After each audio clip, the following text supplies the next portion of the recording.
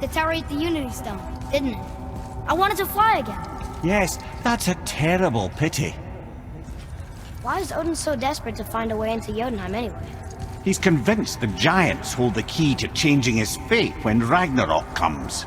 They are the Aesir's oldest enemies, after all, and it's their army that's supposed to do him in the end. But more than that, he covets their gifts of prophecy. He wants to know what they know and see what they see. So much suffering could have been avoided if his insatiable curiosity was not so much stronger than his wisdom. What do you mean? Ah, remind me to tell you why they call him the Lord of the Hanged. Oh man, the tower ate the Unity Stone, didn't it? I wanted to fly again. Yes, that's a terrible pity. Why is Odin so desperate to find a way into Jotunheim anyway? He's convinced the giants hold the key to changing his fate when Ragnarok comes. They are the Aesir's oldest enemies, after all, and it's their army that's supposed to do him in the end. But more than that, he covets their gifts of prophecy. He wants to know what they know and see what they see. So much suffering could have been avoided if his insatiable curiosity was not so much stronger than his wisdom. What do you mean? Ah, remind me to tell you why they call him the Lord of the Hanged.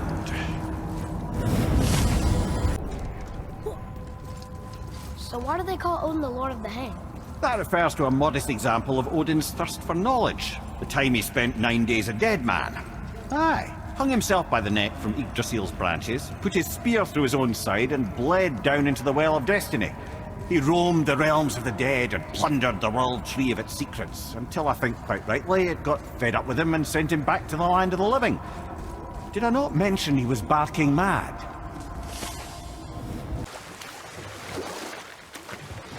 Mimir, you never did tell me why Freya spit in your face.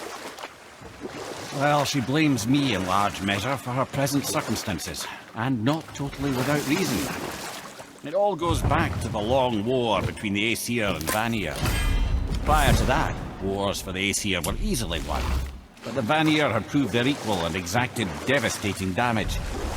Both sides suffered tremendous losses, and for many of us, quite frankly, war was simply no fun anymore, but a rather senseless waste of precious life. Wouldn't you agree, brother? Precisely. Enough was enough. And at last, Odin's most brilliant advisor became determined to find a more enlightened path. He set about to broker a peace between the gods. It took some convincing, but ultimately Odin was persuaded to marry his deadliest enemy, a certain Vanir goddess, legendary not only for her fertile beauty, but her genius at the very Vanir magic that Odin had long aspired to master. Freya married Odin? What was in it for her? It was a sacrifice to protect her people, a selfless act of love. Truly, she deserves better than she got. But of course, there's more to that story. If the Dwarf King captured more than one dragon, he must have needed them to create this legendary armor. Interesting thought, lad.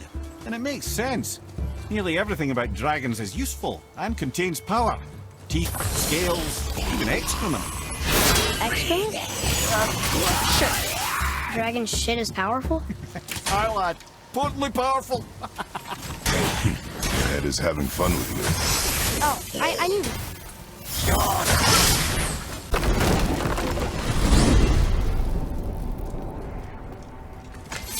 Here's something I can't figure out. Odin wants to prevent Ragnarok, but the serpent's already been there and seen it. So hasn't he already failed? Fate's a tricky thing, lad. And Odin's just arrogant enough to think he can get the best of it. Fate is another lie told by the gods. Nothing is written that cannot be unwritten. On that, brother, you and the All-Father may just agree. Even if he can't prevent Ragnarok, he still hopes to learn enough details to influence the outcome. Remind me later to tell you about the wolves.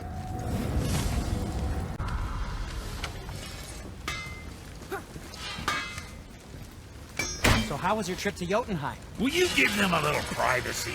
The kid just found out he's a giant. He doesn't need you interrogating him. Brock, you knew? Oh, we knew Faye was the last guardian of the Jotnar left in Midgard. That's why we made her the axe. We hoped it could restore the balance of power. After Thor went all breezer with our hammer. Though in the end, it seems, she chose another path. She chose, well, you. Both of you. I suppose she figured that was the best chance for the Giants to live on. And now, I suppose, that's up to you. How about that? A young Jotun with us the whole time. And the son of Laufey, the just! I should have seen it before! Mimir, what did you call Mother? Laufey the Just? Did you know her? I never had the pleasure. Laufey was a rumour in the halls of Asgard. A giantess warrior who thwarted many an Aesir god's plans. Freeing those who they would enslave, feeding those who they would starve, generally making a nuisance of herself in the most noble of ways. Thor was terribly frustrated he could never find her to fight. Once my imprisonment began, I could only wonder what became of her, and who she would turn out to be. Yours is quite a singular lineage, lad.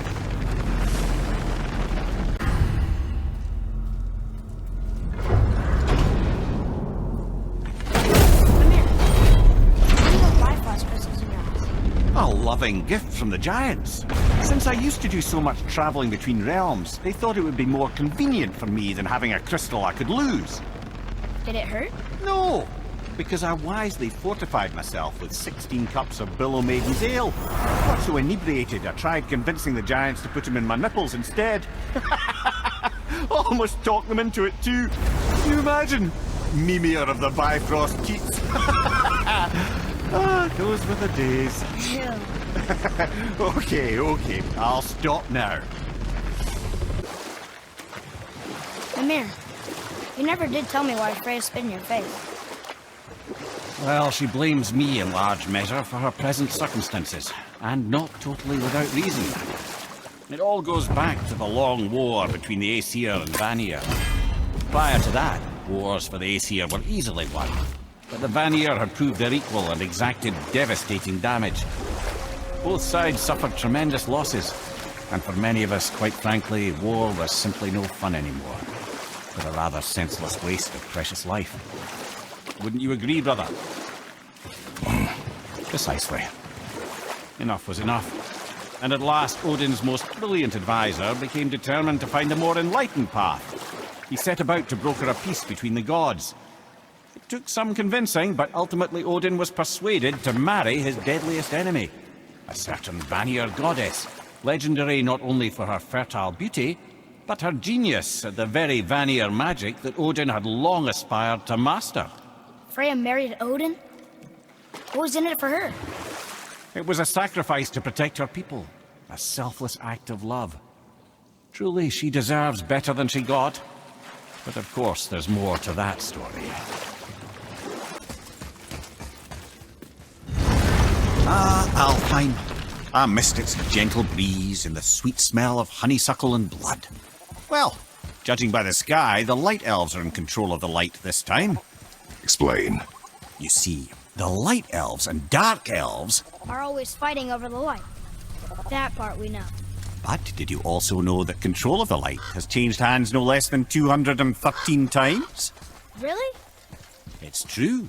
Each side believes itself the rightful keepers of the light and argue they're simply fighting for survival. But the fact of the matter is, the war has been going on so long, they don't know who they are without it.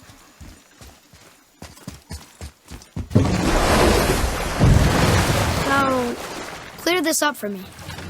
Svartalfheim means land of the Dark Elves, right? Right. But you said the Dark Elves have been here in Alfheim a really long time. And anyway, aren't dwarves supposed to be from Svartalfheim? They don't look like Dark Elves. Don't you think so? Then you are vastly more perceptive than the Aesir. They're the ones who apparently can't tell the difference. And they're the ones who came up with that name. Dwarves actually call their home realm Nidavellir. So the Dark Elves aren't from Svartalfheim at all? Not even a bit.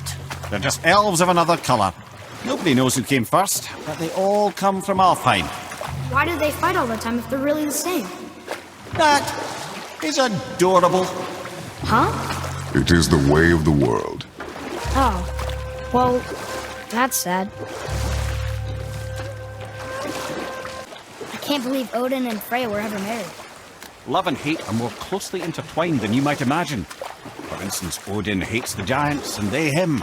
But Thor's own mother was the giantess Björgun, one of Odin's great loves. So Thor's half god and half giant? Weird. Once Björgun was gone, lonely ages passed for Odin. And as war with the Vanir raged, I could see what he really wanted beneath his bluster. And after no small amount of convincing, Freya agreed. For a while there, he really turned on the charm. He seemed happy. He seemed interested in making her happy. He granted her so many wishes I can scarcely recall them all. The peace held, and I truly believed all had worked out better than I could have planned. But Odin's true face showed itself again in the end. Oh, he won Freya's trust, and she taught him some of her Vanir magic, another choice she would live to bitterly regret.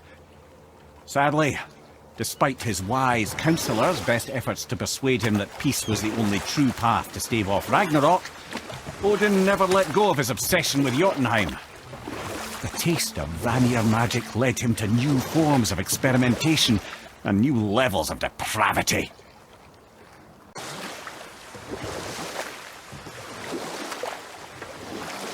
Okay, obviously the marriage to Odin didn't last. But how did Freya end up a hermit in the woods? Oh, that was a singular piece of cruelty, even for Odin. As if the marriage wasn't punishment enough. Freya was better to him than he deserved. She stuck it out through all manner of indignity, all in the name of maintaining peace and safety for her people. But Odin's madness, his tyranny, his corruption of her magics, it became more than she could stomach, and at long last she broke it off. Odin's wrath was fierce, and his curses upon her were more than she dared to fear. But her magic was so much stronger than his. After so much time together, he knew her vulnerabilities, and exploited them to craft curses she could never break. Oh, like not being able to leave Midgard. Worse still, he robbed her of her warrior spirit. Freya cannot fight, even to defend herself. No living thing may she harm by blade nor spell. In a world this belligerent, what choice does she have but isolation? Poor Freya. I guess if I was her, I'd spit in your face too. Aye, lad. So would I.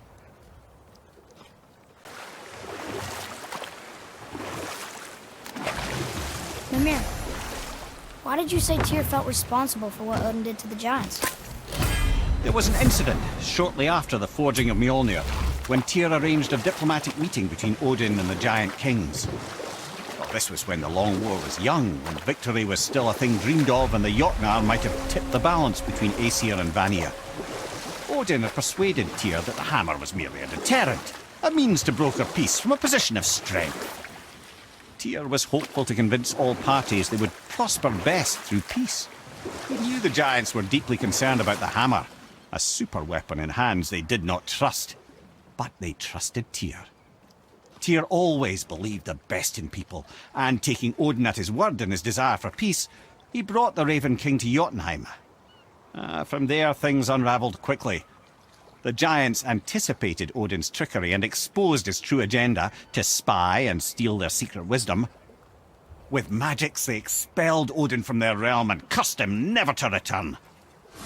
Frustrated, Odin visited his fury upon the giants of Midgard. Thor unleashed Mjolnir's might upon any giant he could find. None could stand against the tide of slaughter that followed. And at last, it seems, with Tyr's aid, they retreated.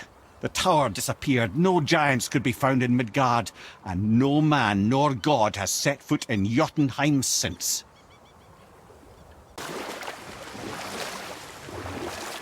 Mimir, why did you work for Odin if he's so horrible? It's my career! And if you mean to make your career as a counsellor to kings, you can't very well rule out petty maniacs. Available positions are scarce enough. My first master was a cool piece of work as well, but I learned through him the enduring power of wit, which served me well with kings and gods alike. I couldn't have been much older than you when I started. A fairy king's errand boy and unofficial jester. By night, my mates and I had the run of the forest. Good fellows they called us, knavish spikes to the last. We'd get up to all manner of mischief, making fools of the local mortals. But as long as our Lord was kept amused, we were spared the consequences. Ah. Then one day he was not amused, and I saw fit to move on. Thankfully, the ages and roads travelled since then have turned me from that merry wanderer into the paragon of virtue you see before you today.